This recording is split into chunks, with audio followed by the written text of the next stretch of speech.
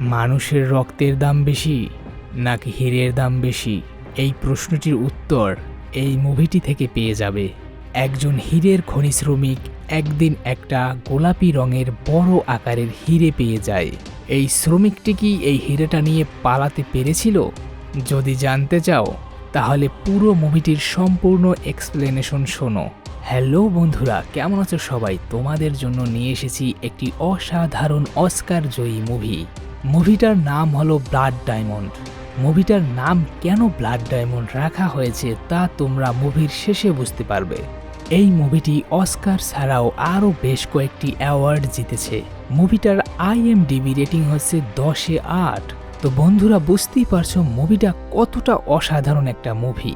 মুভির শুরুতেই দেখা যায় সোলেমান ভ্যান্ডি নামক এক ব্যক্তিকে, যিনি একজন জেলে। সে তার পরিবারকে নিয়ে আফ্রিকার একটি দেশ সিয়েরা লিওনের ছোট্ট একটি গ্রামে সুখেই বসবাস করত। তার ছেলের নাম হলো ডিয়া ও তার স্ত্রীর নাম হলো জ্যাসি। সোলেমন তার ছেলেকে প্রতিদিন সকালে ঘুম থেকে তুলে স্কুলে নিয়ে যায় এবং সে নিজে নদীতে মাছ ধরতে যায়।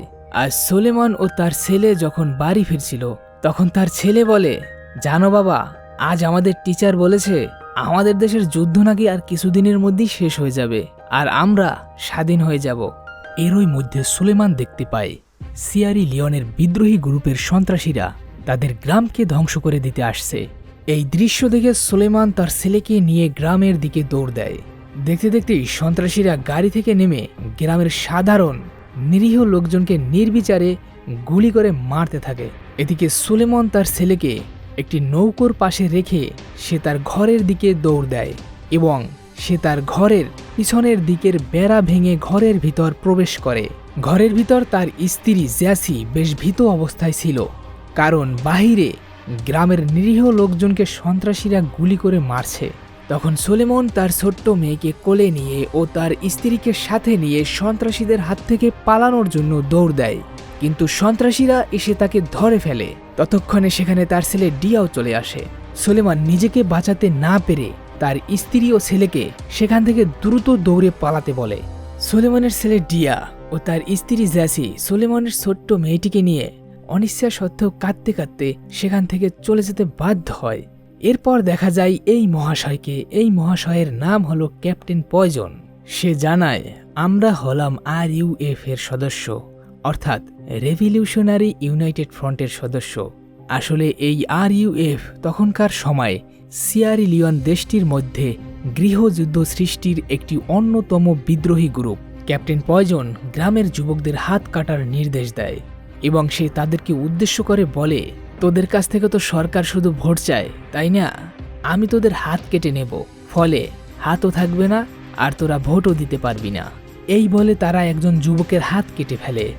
এরপর পালা আসে সুলেমান ভ্যান্ডির, কিন্তু সুলেমান সুস্বাস্থ্যের অধিকারী হয় ক্যাপ্টেন পয়জন তার হাত কাটতে নিষেধ করে, কারণ সুলেমানকে দিয়ে হীরের খনিতে কাজ করানো যাবে। এরপর সন্ত্রাসীরা কিছু বাছাই করা যুবকদেরকে গাড়িতে করে নদীর তীরে হীরের খনিতে কাজ করার জন্য নিয়ে যায়। আসলে আফ্রিকার এই দেশটিতে সে সময় আনাচে কানাচে প্রচুর পরিমাণে পৃথিবীর মহামূল্যবান রত্ন হীরা পাওয়া যেত। এই হীরের প্রধান কাস্টমার ছিল ইউরোপ, আমেরিকা সহ পশ্চিমা দেশগুলো। তারা এই হীরেগুলো পানির মূল্যে পাওয়ার জন্য এই বিদ্রোহী গোষ্ঠীদের কাছ থেকে স্মাগলিং করে নিয়ে যেত। হীরা বিক্রির এই টাকা দিয়ে তারা আরও আধুনিক অস্ত্রশস্ত্র কিনত এবং নিজেদেরকে আরও শক্তিশালী করে তুলত। ফলে এই দেশের মানুষেরা ন্যায্য দাম তো দূরের কথা, বরং তাদের রক্তের বিনিময়ে এই হীরেগুলো দিতে হতো। সিয়েরা লিওনের বিদ্রোহীরা হীরার বিনিময়ে যে প্রচুর পরিমাণে অস্ত্রশস্ত্র আমদানি করে সে খবর আমেরিকার পার্লামেন্ট অবধি চলে যায়। আমেরিকার মন্ত্রীরা ও সিনেটরেরা জানায়, সিয়েরা লিওনে অগণিত সাধারণ নির্দোষ মানুষ এই গৃহযুদ্ধে প্রাণ হারাচ্ছে, তাই আমাদের খুব তাড়াতাড়ি এই ধ্বংসযজ্ঞ বন্ধ করতে হবে। বিদ্রোহীরা এই হীরে বিক্রির টাকা দিয়ে প্রচুর অস্ত্র আমদানি করছে এবং যুদ্ধ চালিয়ে যাচ্ছে, তাই আমাদের খুব তাড়াতাড়ি এই ডায়মন্ড স্মাগলিং বন্ধ করতে হবে।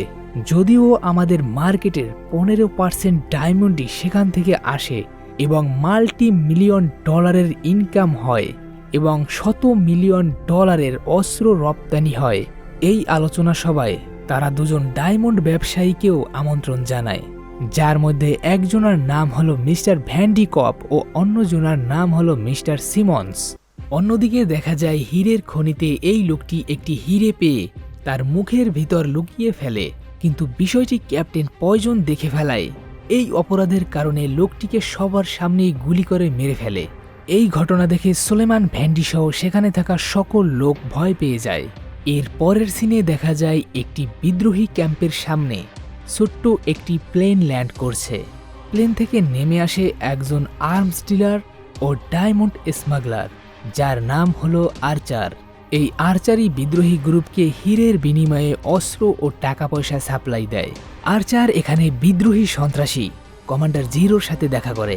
কমান্ডার জিরো তাকে ছোট্ট একটি থলেতে করে অল্প কিছু ডায়মন্ড দেয়। আর্চার এটা দেখে বলে, কমান্ডার জিরো, এটা কিন্তু পর্যাপ্ত পরিমাণে নয়, আমার আরও হিরে চাই।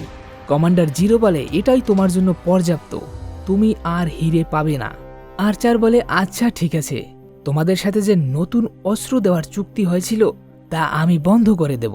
তখন জিরো বলে, আমি তোমাকে মেরে ফেলবো এবং সমস্ত অস্ত্রশস্ত্র ছিনিয়ে নেব। এই কথার জবাবে আর্চার বলে, যদি আমাকে মেরে ফেলো তাহলে তোমাদের এই বিদ্রোহী ক্যাম্পকে যুদ্ধ বিমান দিয়ে উড়িয়ে দেওয়া হবে। তুমি কি এটা চাও জিরো?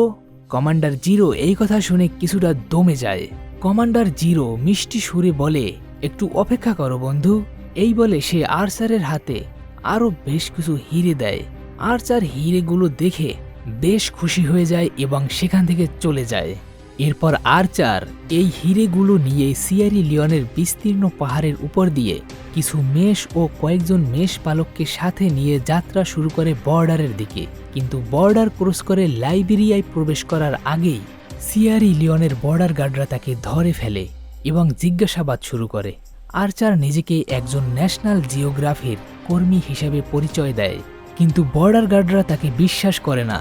একজন বর্ডার গার্ড তার সাথে থাকা মেষগুলোকে সার্চ করতে শুরু করে, আর হঠাৎ একটা মেষের চামড়ার নিচে বেশ কিছু পাচারকৃত ডায়মন্ড খুঁজে পায়। আর্চার এত চালাকি করেও সে তার ডায়মন্ড রক্ষা করতে পারল না। আর্চার ধরা খেয়ে যাওয়ায় সে বর্ডার গার্ডদের জানায় তাদের কর্নেল কুর্জিয়ার সাথে তার ভালো সম্পর্ক রয়েছে। কর্নেল কুর্জিয়া চায় না যে বর্ডার গার্ডরা এই বিষয়ে নাক গলাক, কিন্তু বর্ডার গার্ডরা আর্চারের কোনো কথাই শোনে না, বরং আর্চারকে অ্যারেস্ট করে নিয়ে যায়। অন্যদিকে দেখা যায় সুলেমান নদীতে পাম্পের পাইপের ময়লা পরিষ্কার করছিল। সে এই পাইপের মধ্যে হঠাৎ একটি বড় আকারের হিরে পেয়ে যায়। হিরেটি দেখে সুলেমানের চোখ মুখ একদম চকচকিয়ে ওঠে। এরই মধ্যে অন্যদিকে একটি পাম্পের পাইপ ফেটে যায় এবং পানি বেরোতে থাকে। সুলেমান এই সুযোগে সে তার পায়ের আঙুলের মাঝে হিরেটা লুকিয়ে ফেলে এবং একজন গার্ডকে বলে, বস, আমি টয়লেটে যাব।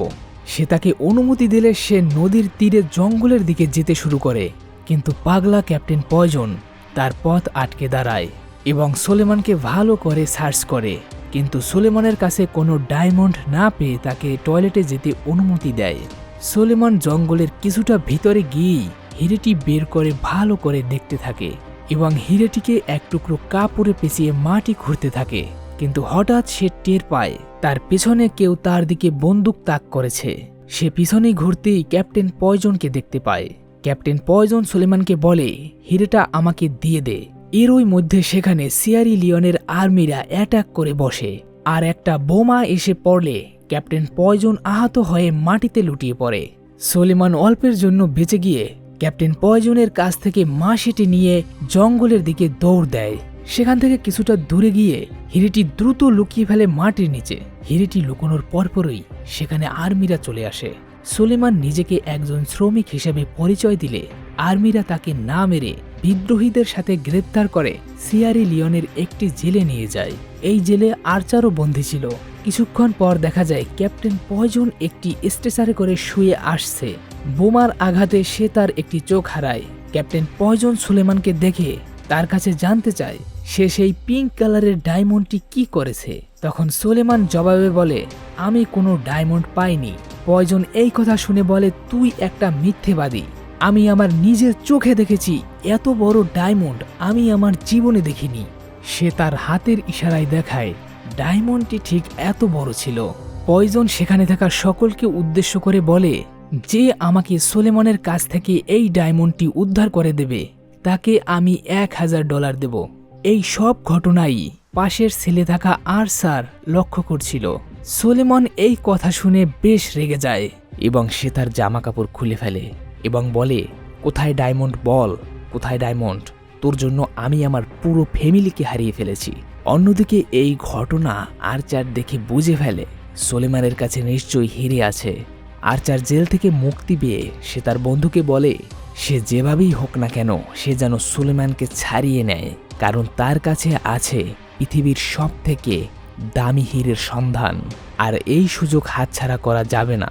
এরপর আর্চার তার হোটেল রুমে চলে আসে, যদিও সে তার সমস্ত হীরা বর্ডার গার্ডদের কাছে রেখে আসতে বাধ্য হয়েছিল, কিন্তু সে তার নকল দাঁতের মধ্যে একটি হিরে লুকিয়ে এনেছে। সে এই হিরেটা বেশ কিছু টাকার বিনিময়ে বিক্রি করে দেয়।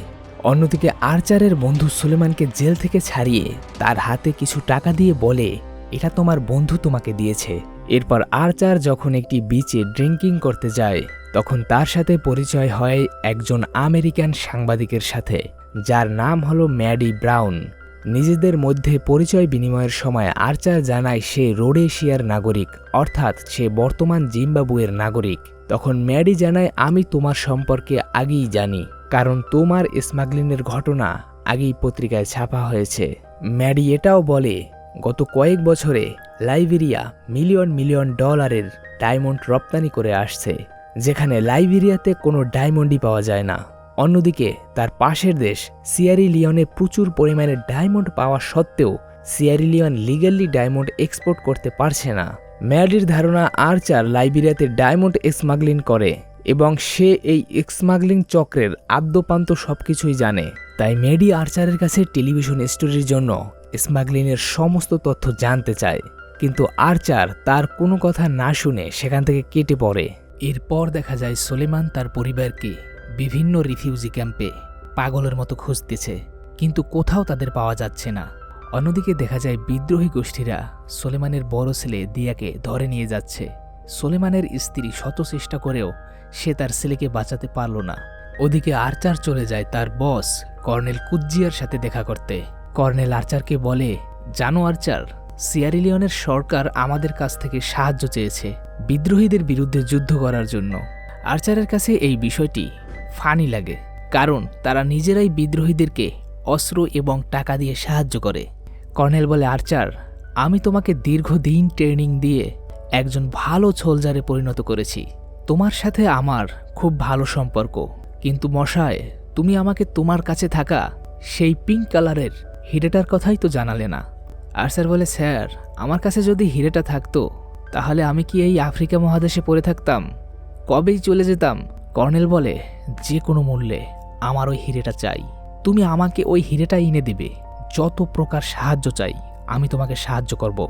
অন্যদিকে দেখা যায় বিদ্রোহী ক্যাম্পে ধরে নিয়ে যাওয়া শিশুদেরকে অস্ত্র চালানো শেখানো হচ্ছে। এদের মধ্যে সুলেমানের ছেলে দিয়াকেও দেখা যায়। আর এখানে সেই এক চোখওয়ালা ক্যাপ্টেন পয়জন বাচ্চাদের দিয়ে মানুষ পর্যন্ত হত্যা করিয়ে দেয়।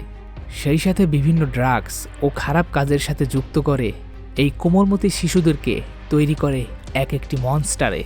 ইতিমধ্যে সিয়েরা-লিওনের সরকারের সাথে বিদ্রোহী গোষ্ঠীর সদস্যরা গৃহযুদ্ধে জড়িয়ে পড়ে। বিদ্রোহীরা বিভিন্ন শহরে সেনাবাহিনীদের উপর হামলে পড়ে। এরই মধ্যে আর্চার সুলেমানের সাথে দেখা করতে যায়। আর্চার সেই হিরেটার ব্যাপারে সুলেমানের কাছে জানতে চায়, কিন্তু সুলেমান কোনো জবাব না দিয়ে সেখান থেকে পালাতে চায়। তখন আর্চার বলে, চলো বন্ধু, আমরা দুজন 50-50 পার্টনার হয়ে যাই। কিন্তু একথা শুনেও সুলেমান রাজি হয় না। তখন আর্চার বলে, তুমি কি তোমার হারিয়ে যাওয়া পরিবারকে খুঁজে পেতে চাও না? আমার কাছে অনেক সোর্স আছে যার মাধ্যমে আমি তোমার পরিবারকে খুঁজে দিতে পারি। এই কথা শুনে সুলেমান সেখানে থমকে দাঁড়ায়। ঠিক তখন এখানে বিদ্রোহীদের একটা গ্রুপ হামলা শুরু করে। রাস্তায় থাকা নিরীহ মানুষজন তাদের গুলিতে মারা যেতে থাকে। আর্চার ও সুলেমান কোনো মতে গাড়ির ফাঁক ফোকর দিয়ে ছুটতে থাকে। এরই মধ্যে বিদ্রোহী গোষ্ঠী ও সেনাবাহিনীদের মধ্যে যুদ্ধ শুরু হয়। বিদ্রোহীরা এতটাই শক্তিশালী ছিল যে আর্মিরা তাদের কাছে পরাজিত হয়। এভাবেই দিন গড়িয়ে রাত চলে আসে, আর তখনও আর্চার ও সুলেমান পালিয়েই যাচ্ছে। রাতে যখন বিদ্রোহী বাহিনীরা আগুন জেলে পার্টি করছিল তখন তারা সুযোগ বুঝে সেখান থেকে পালিয়ে যায়। কিন্তু তাদের যাওয়ার পথে তারা দেখতে পায় দুজন বিদ্রোহী তাদের যাওয়ার একমাত্র ব্রিজ আটকে দাঁড়িয়ে আছে। তাদের কাছ থেকে বাঁচার জন্য আর্চার সোলেমানের মাথায় বিদ্রোহী বাহিনীদের একটি ক্যাপ পরিয়ে বলে, তুমি আমাকে বন্দি করে নিয়ে যাচ্ছ, এরকম অভিনয় করো। সোলেমানও তাকে বন্দি করার অ্যাক্টিং করে সামনে নিয়ে যায়। এটা দেখে বিদ্রোহীরা মজা করতে থাকে। ঠিক তখনই আর্চার তাদের দুজনকেই পিস্তল দিয়ে গুলি করে মেরে ফেলে এবং তারা বিনা বাধায় ব্রিজ অতিক্রম করে। এরপর আর্চার ও সোলেমান একটি রিফিউজি ক্যাম্পে চলে আসে এবং একজন সাংবাদিকের মাধ্যমে ম্যাডি ব্রাউনকে খবর পাঠায়, কারণ আর্চারের ম্যাডি ব্রাউনকে দরকার। কারণ সোলেমানের স্ত্রী কোন রিফিউজি ক্যাম্পে আছে তা জানতে হবে, আর ম্যাডি ব্রাউন একজন টপ জার্নালিস্ট হওয়ার কারণে তার কাছে সকল রিফিউজি ক্যাম্পে থাকা লোকজনের ডাটা আছে। ম্যাডি ব্রাউন তাদের সাথে দেখা করতে আসলে আর্চার সোলেমানের ব্যাপারে সবকিছু খুলে বলে, কিন্তু ম্যাডি ব্রাউন প্রথমে রাজি হয় না। তখন আর্চার তাকে বলে, তুমি যদি সোলেমানের পরিবারকে খুঁজে দিতে পারো তাহলে আমি তোমাকে ডায়মন্ড স্মাগলিংয়ের সকল তথ্য প্রমাণ সহ দিয়ে দেব। এই লোভনীয় অফার শুনে ম্যাডি ব্রাউন রাজি হয়ে যায় এবং তারা বেরিয়ে পড়ে সোলেমানের পরিবারকে খোঁজার জন্য।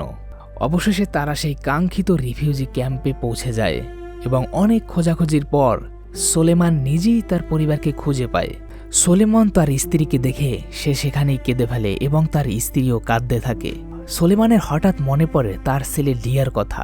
সোলেমান তার স্ত্রীর কাছে ডিয়ার কথা জানতে চাইলে সে জানায় ডিয়াকে বিদ্রোহী বাহিনীরা ধরে নিয়ে গেছে। সোলেমান এই কথা শুনে পাগলের মতো চিৎকার করতে থাকে এবং বলতে থাকে, আমার ছেলে কোথায়, আমার ছেলে কোথায়। এই হট্টগোলের কারণে গার্ডরা এসে সোলেমানকে বন্দুকের বাট দিয়ে মারতে থাকে। এক পর্যায়ে আর্চার তাকে পাশে টেনে নিয়ে যায়। সোলেমান তার স্ত্রীকে না নিয়েই ফিরে আসে, কারণ যুদ্ধবিরতি যতদিনে না হবে ততদিনে রিফিউজি ক্যাম্প থেকে কোনো শরণার্থীকে ছাড়া হবে না। ফিরে যাওয়ার সময় সোলেমান প্লেনে বসে আর্চারকে সেই পাহাড়গুলো দেখায় যেখানে সে তার হিরেটা লুকিয়ে এসেছিল।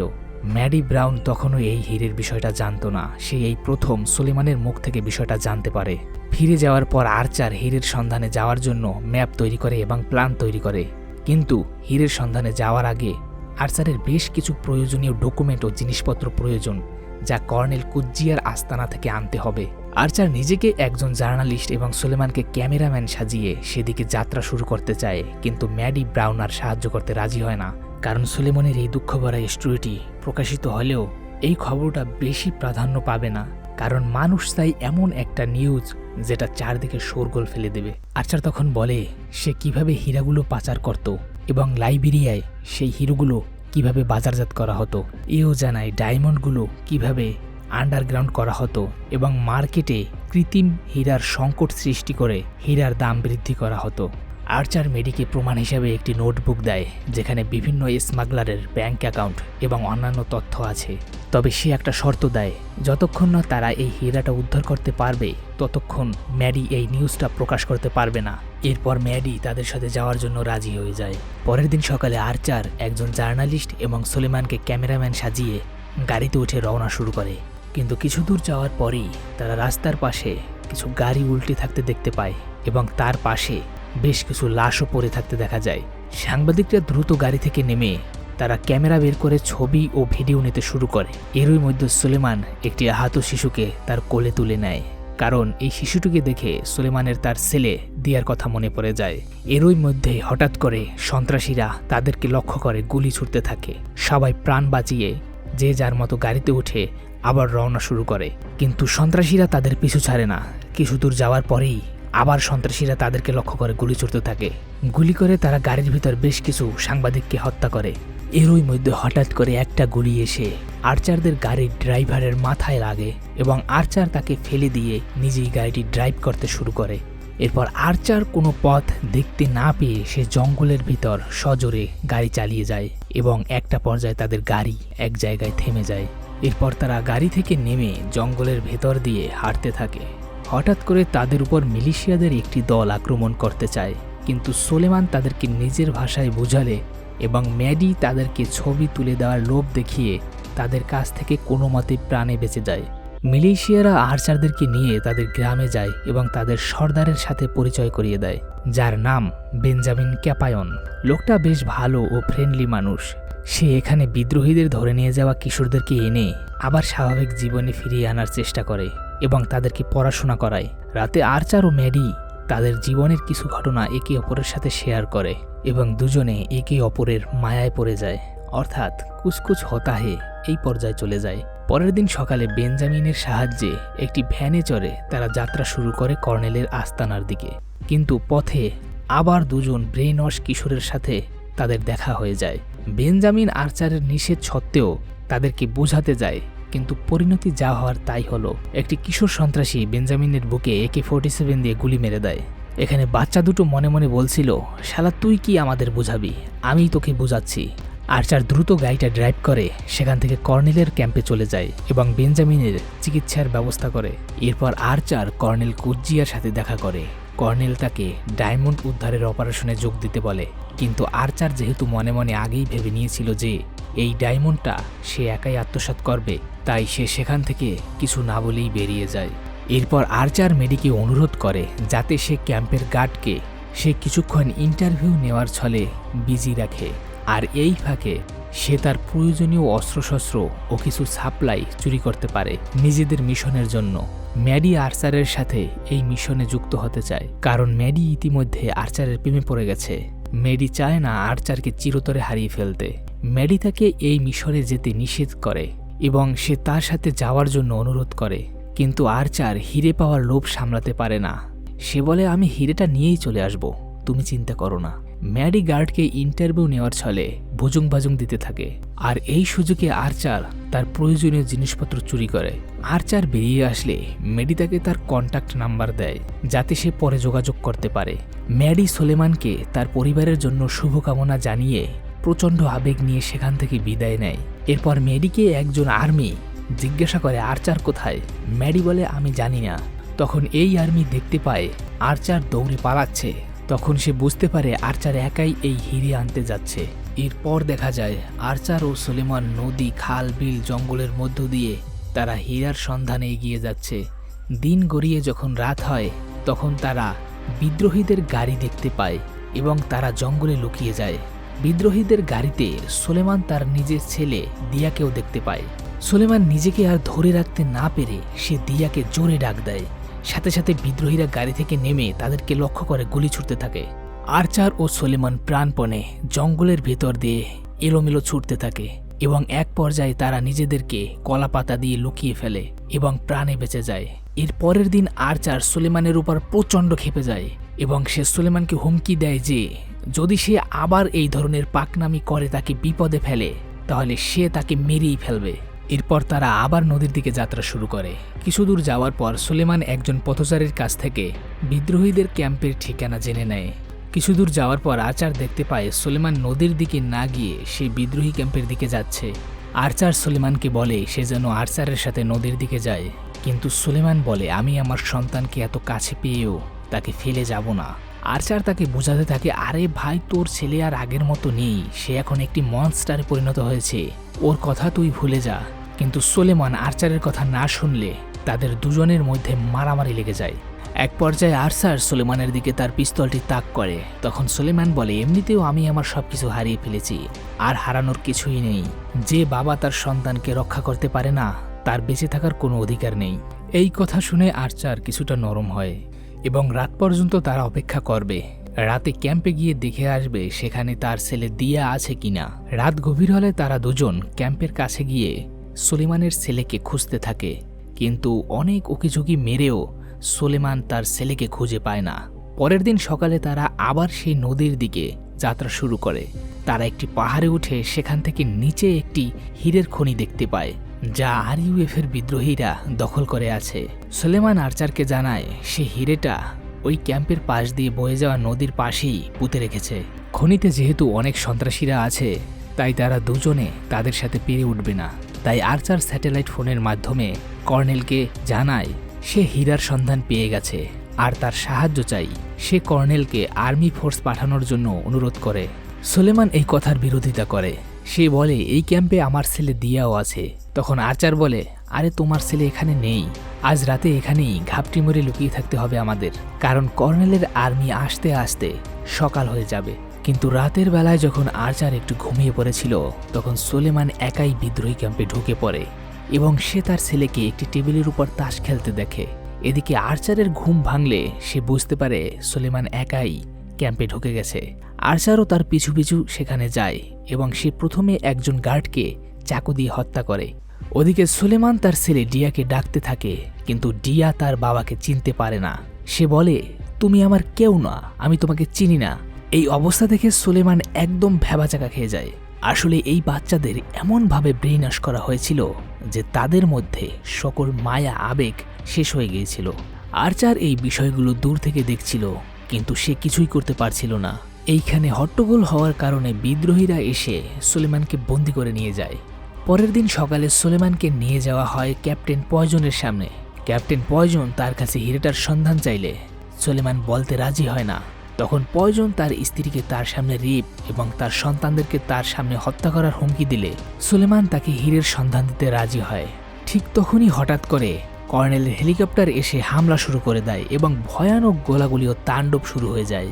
গোলাগুলি শুরু হওয়ার পর বিদ্রোহীরাও হেলিকপ্টারকে লক্ষ্য করে গুলি ছুড়তে থাকে, কিন্তু কোনো লাভ হয় না। আর্মিদের কাছে তারা ধূলিসাৎ হয়ে যায়। এই অ্যাটাকের পর সবাই যখন ছত্রভঙ্গ হয়ে পড়ে, আর্চার যায় সুলেমানের ছেলে দিয়াকে বাঁচানোর জন্য। হেলিকপ্টার থেকে নিচে আর্চারকে দেখে একজন আর্মি কর্নেলকে জানায়, নিচে আর্চার আছে, আমরা কি গুলি চালিয়ে যাব? কর্নেল তখন বলে, আর্চারকে সহ সবাইকে মেরে ফেলো, কারণ আমার শুধু চাই ওই হিরেটাই। ওদিকে সুলেমান তার ছেলে দিয়াকে বাঁচাতে চাইলেও এত গোলাগুলির মধ্যে ক্যাপ্টেন পয়জনের জন্য পেরে উঠছিল না। সুলেমান এক পর্যায়ে মারাত্মকভাবে রাগান্বিত হয়ে ক্যাপ্টেন পয়জনকে বেলচা দিয়ে বাড়ি মারতে মারতে নরকে পাঠিয়ে দেয়। ওদিকে আর্চারও দেখতে পায় সুলেমানের ছেলে একদিকে দৌড়ে পালাচ্ছে। আর্চার গিয়ে দিয়াকে ধরে ফেলে। শুধু উপর থেকেই নয়, এবার জঙ্গলের দিক থেকেও আর্মিরা বিদ্রোহীদের লক্ষ্য করে গুলি করতে থাকে এবং সবাইকে মেরে ফেলে। অবশেষে বিদ্রোহীদের পুরো দল সাফ হয়ে গেলে কর্নেল সুলেমানকে হীরের সন্ধান দিতে বললেও সুলেমান হীরের সন্ধান দেয় না। তখন আর্চার সুলেমানকে বোঝায়, হীরের খোঁজ না দিলে কর্নেল তাদের দুজনকেই মেরে ফেলবে। তবুও সুলেমান বলতে না চাইলে আর্চার সুলেমানের ছেলেকে কর্নেলের হাতে তুলে দেয়। এবার সুলেমান নিজের ছেলের জন্য হীরের সন্ধান দিতে রাজি হয়। এদিকে কর্নেল আর্চারকে বলে, এই হীরের যে দাম হবে তার 40% তোমাদের হবে, বাকিটা আমার হবে। যদিও আর্চার জানে হিরেটা পাওয়ার সঙ্গে সঙ্গে কর্নেল তাদের দুজনকেই মেরে ফেলবে এবং পুরো হিরেটা নিজেই ভোগ করবে, তাই সে অনিচ্ছা সত্ত্বেও রাজি হয়ে যায়। এরপর তারা সুলেমানের দেখানো পথে জঙ্গলে ঢুকে পড়ে। সুলেমান প্রথমে অনেক জায়গায় ঘুরে বলে, আমি হিরেটা খুঁজে পাচ্ছি না, হিরেটা হয়তো অন্য কেউ নিয়ে গেছে। কর্নেল তখন দিয়ার মাথায় পিস্তল ঠেকিয়ে বলে, তাহলে তোদের বাঁচিয়ে রেখে কি লাভ? তখন সুলেমান কর্নেলকে একটু থামতে বলে এবং বলে, আমি একটু ভালো করে খুঁজে দেখি। সুলেমান ঘুরতে ঘুরতে বলে, এই তো পেয়ে গেছি, এই তো বেরিয়ে আসলো। সবাই যখন হিরেটা দেখার জন্য মনোযোগ দিয়ে উকি মারছে, তখন আর্চার সুযোগ বুঝে একজন সৈনিকের পিস্তল কেড়ে নিয়ে সবাইকে গুলি করে মেরে ফেলে। বাকি রইল কর্নেল, তাকেও সে বুদ্ধি করে মেরে দেয়। ভাই রে ভাই, কি টুইস্ট! কে কখন কাকে মারে বোঝাই যায় না। সুলেমান ঘুরতে ঘুরতে এক পর্যায়ে হিরেটা পেয়ে যায়। ওদিকে আর্চার লক্ষ্য করে আর্চারের পাজরেও একটা গুলি লেগেছে। এরই মধ্যে দিয়া আবার তাদের দিকে পিস্তল তাক করেছে। দিয়া তো আর আগের মতো নেই। সুলেমান তাকে তার মায়ের কথা, তার বোনের কথা এবং তার স্কুলের কথা বলে তাকে শান্ত করে, কিন্তু হঠাৎ করেই বাকি সৈন্যরাও তাদেরকে লক্ষ্য করে গুলি ছুড়তে থাকে। তারা সেখান থেকে দ্রুত পালিয়ে যায়। কিছুদূর গিয়ে আর্চার সুলেমানের কাছ থেকে হিরেটা চেয়ে নেয়। সুলেমান বিনা সংকোচে হিরেটা আর্চারকে দিয়ে দেয়। আর্চার তার বন্ধুকে ফোন করে প্লেন নিয়ে আসতে বলে। আর্চার গুলি খাওয়ার কারণে সে প্রচণ্ড দুর্বল হয়ে পড়ে, সে পাহাড় চড়তে পারে না। তাই সুলেমান তাকে কাঁধে নিয়ে বিনা স্বার্থে পাহাড় চড়তে থাকে। আর্চারকে কাঁধে নিয়ে সুলেমানের পাহাড় বেয়ে উপরে উঠতে বেশ কষ্ট হচ্ছিল। আর্চারেরও বেশ কষ্ট হচ্ছিল। এক পর্যায়ে আর্চার সুলেমানকে বলে, আমাকে নিচে নামাও। তারা তখন দেখতে পায় তাদেরকে নিতে প্লেন অলরেডি চলে এসেছে। সুলেমান আর্চারকে কাঁধে নিতে চাইলে আর্চার বলে, আর না বন্ধু, আর না, আমার সময় শেষ। আর্চারের ক্ষতস্থান থেকে দরদরিয়ে রক্ত বের হচ্ছিল। আর্চার কষ্টে কাতরাচ্ছে। আর্চার তার পকেট থেকে ডায়মন্ডটি বের করে ভালো করে দেখতে থাকে আর ভাবে যে ডায়মন্ডের জন্য সে এত কিছু করেছে, এই মহামূল্যবান ডায়মন্ডটি আজ তাকে শেষ মুহূর্তে বাঁচাতে পারছে না। সে ডায়মন্ডটিকে দেখছে আর তাচ্ছিল্যর হাসি হেসে নিচ্ছে। আর্চার হিরেটা সুলেমানকে দিয়ে দেয়। ভাবা যায় বিষয়টা যে আর্চার একটু আগেই হিরেটা সুলেমানের কাছ থেকে এক প্রকার কেড়েই নিয়েছিল, সেই আবার সুলেমানকে হিরেটা ফেরত দিয়ে দেয়। আর্চার সুলেমানকে ম্যাডির কন্ট্যাক্ট নাম্বার দিয়ে দেয় এবং সুলেমানকে বলে ম্যাডি তোমাকে এই হিরেটা বিক্রি করতে সাহায্য করবে। আর বন্ধু, তুমি তোমার ছেলের খেয়াল রেখো। সুলেমান বলে, বন্ধু আমি তোমাকে পাহাড়ের উপর নিয়ে যেতে পারবো। সুলেমান যদিও গ্রামের কালো মূর্খ একজন মানুষ, কিন্তু তার মনটা সাদা মানুষের থেকেও অনেক গুণ সাদা। আর্চার বুঝে গিয়েছিল সে এমনিতেও বাঁচবে না, আর যদি তারা দুজনে একসাথে উপরে যায় তাহলে দেরি হয়ে যাবে, আর তখন তারা আর্মিদের হাতে মারা পড়বে। এরই মধ্যে নিচ থেকে আর্মিরা গুলি ছুড়ে তাদের দিকে। আর্চার তার বন্দুক দিয়ে তাদের কয়েকজনকে মেরে সুলেমানকে কভার দেয় এবং সুলেমান উপরে চলে যায়। আসলে সুলেমানের কাছে আসল হিরে হলো তার ছেলে ও তার পরিবার। সুলেমান ও তার ছেলে প্লেনে উঠে যায়। এদিকে আর্চার মেডিকে ফোন করে এবং আর্চার মেডির কাছে শেষবারের মতো একটি সাহায্য চায়। সে যেন সুলেমানকে লন্ডনে নিয়ে যায় ও তার হিরেটা বিক্রি করতে সাহায্য করে। আর্চারের কথা শুনে মেডি বুঝে যায় আর্চার তার শেষ মুহূর্তে তার সাথে কথা বলছে। মেডি আর্চারকে কাঁদতে কাঁদতে বলে, আর্চার তুমি বলো তুমি কোথায় আছো, আমি তোমাকে নিতে আসতেছি। আর্চার তখন দেখতে পায় তার মাথার উপর দিয়ে প্লেনটা উড়ে গেছে তাকে না নিয়ে। আর্চার তখন ম্যাডিকে বলে, জানো ম্যাডি, আমি এইমাত্র একটা অসাধারণ দৃশ্য দেখলাম। আসলে আর্চার জীবনের শেষ মুহূর্তে এসে বুঝতে পারছে জীবনের আসল মানেটা কি। টাকা পয়সায় কি সবকিছু? প্লেনটা তার এত কাছ থেকে গেল কিন্তু সে প্লেনে উঠতে পারল না। আর্চার ম্যাডিকে বলে, আমি তোমার সাথে আমার জীবনের সেরা মুহূর্তগুলো কাটিয়েছি, আমি তোমাকে অনেক ভালোবাসি। এই বলে সে ফোন রাখে। আর্চারের হাত বেয়ে দরদরিয়ে রক্ত মাটিতে পড়ে। আর্চার এই মাটি হাতে নিয়ে অনুভব করে তারা এই সিয়েরা-লিওনের কত নির্দোষ মানুষের রক্ত এই মাটিতে ঝরিয়েছে। এই পরন্ত বিকেলে আর্চার মৃত্যুর কোলে ঢলে পড়ে। এরপর বেশ কিছুদিন কেটে যাওয়ার পর সুলেমান লন্ডনে গিয়ে ম্যাডির সাথে দেখা করে আর তার পরিবারকে লন্ডনে আনার জন্য একটি প্ল্যান তৈরি করে। আর সেই প্ল্যান অনুসারে সুলেমান দেখা করে পৃথিবীর সবথেকে হিরে ইম্পোর্টার কোম্পানির সিইও মিস্টার ভ্যান্ডিকপের সাথে। মিস্টার ভ্যান্ডিকপ তাকে তার হিরেটার জন্য 2 মিলিয়ন পাউন্ড অফার করে, কিন্তু সুলেমান তাকে জানায় আগে সে তার নিজের ফ্যামিলিকে নিজের কাছে পেতে চায়। যদি সে নিজের ফ্যামিলিকে পায় তবেই সে এই হিরেটা তাকে দেখাবে ও তার কাছে বিক্রি করবে। এদিকে মেরি দূর থেকে লুকিয়ে সুলেমান ও ভ্যান্ডিকপের ছবি তুলতে থাকে এই স্মাগলিং স্টোরির প্রমাণের জন্য। প্রাইভেট জেটে করে সুলেমানের পরিবারকে লন্ডনে নিয়ে আসা হয়।